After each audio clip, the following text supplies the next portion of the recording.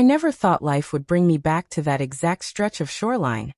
The one where so many memories had been buried under the tide of years. The ocean had always been my refuge. A place where the rhythm of the waves carried away doubts and regrets. Yet on that warm summer afternoon, as the breeze carried laughter of children and the sea foam licked the sand, something stirred in me that wasn't calmness at all. It was a quiet anticipation, like a storm waiting in the distance. It had been 3 years since Emma had walked away from me. 3 years since the night she looked me straight in the eyes and told me I would never be enough. Back then, she thought she had secured something better, something shinier and more promising. The man she left me for had the polished car, the tailored suit, the kind of dinners where price tags are hidden in candlelight. He represented a world she thought she deserved. I remember how final her words felt, how cold her stare was. Those words had etched themselves into my bones like scars. But time reshapes pain. 3 years taught me how to bleed and still stand, how to fall and still rise. I poured everything I had into work, into creating something out of the ashes she left me in. The company I built was not just a business. It was proof that destruction can become foundation. It carried my name, my resilience, my fire. And though I never built it for the sake of revenge, I won't lie. Part of me always wondered about the day she'd realize what she had given up. That day came sooner than I expected. The beach gathering was meant to be simple, just a casual celebration with friends after the company had reached a new milestone. A bonfire, some food, laughter against the backdrop of waves. I wasn't there searching for closure or confrontation. I was just there, present, in the life I had rebuilt. But then someone called out my name, and as I turned, my gaze collided with hers. Emma. She froze mid-step, as if the ground itself had turned unsteady beneath her. A wide sun hat shielded her face, sunglasses sliding down just enough to reveal those green eyes I knew too well. And in those eyes, I watched emotions flicker, shock, recognition, confusion, and finally, the crushing weight of regret.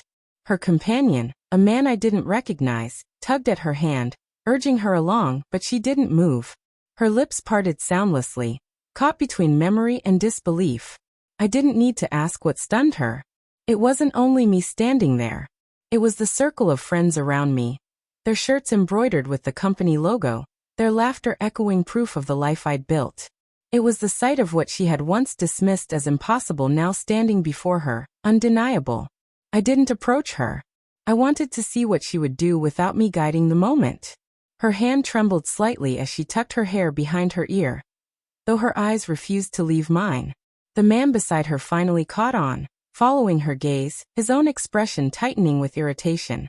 The kind of tension only a man unsure of his place betrays. "Do you know him?" he asked, voice pitched just loud enough to carry over the hum of waves. Emma hesitated. That hesitation was louder than any answer she could have given. Her silence, the nervous bite of her lip, the shifting of her stance, it was enough. I gave her the smallest nod, nothing more, before turning back to my group. Their laughter pulled me back in, but I could still feel her stare burning into me. A few minutes later, I saw her break away. Her steps pressed heavy into the sand as she approached, each one carrying the weight of what she had abandoned. My friends fell quiet at her presence, but I motioned for them to relax. She finally spoke, her voice barely above the breeze. "Daniel." I studied her closely, the woman who once meant everything to me. Time hadn't been cruel to her looks, but there was something in her face money couldn't hide. A weariness, a tiredness etched deep into her eyes. "Emma," I replied evenly. Her gaze searched me, as if trying to summon the man she left behind. "I didn't know you had a company," she said haltingly. A faint smile tugged at my lips. "There's a lot you didn't know, Emma." She tried to form words but failed. From behind us, the man she came with called her name, his tone sharp, bordering on impatient. She turned halfway, torn, then looked back at me again, conflicted between her present life and the ghost of the one she had walked away from. I could have thrown her words back at her, reminded her of every cruel line she left me with. I could have taken pride in watching her squirm, but instead, I let silence do the talking. And in that silence, her own regrets screamed louder than anything I could say. The tide crept closer, wetting the sand around our feet, and for the first time in years, The truth was clear. I wasn't the one who had been left behind. She was. She lingered, torn and uncertain, until the man called again, now visibly irritated. She finally turned, muttered something, and walked off with him trailing close behind. For a while, I thought that would be the end of it. But the night had one more turn waiting. Later, as the bonfire's glow dimmed and the sky deepened into midnight, I drifted toward the water's edge for some air. That's when I heard her voice again, softer this time, almost pleading. "Daniel, please wait." I stopped. She stood a few feet away alone, her eyes shining with unspoken things. The man she had come with was nowhere around. Her voice cracked. "I didn't think I'd ever see you again." "Neither did I answered quietly. She looked down at the sand, her shoulders lifting with a heavy sigh. "You look different. Stronger. Happier." I held her gaze steady. "That's what happens when you stop chasing people who don't value you." Her breath caught, and for a heartbeat, I saw a flicker of the woman I once knew. The warmth, the laughter, the dreams, but buried deep under layers of regret. "I made mistakes," she whispered, fragile as glass. "I thought I was choosing security, a better future. But all I did was lose the only person who truly believed in me." Her confession didn't spark satisfaction in me. It didn't fuel revenge.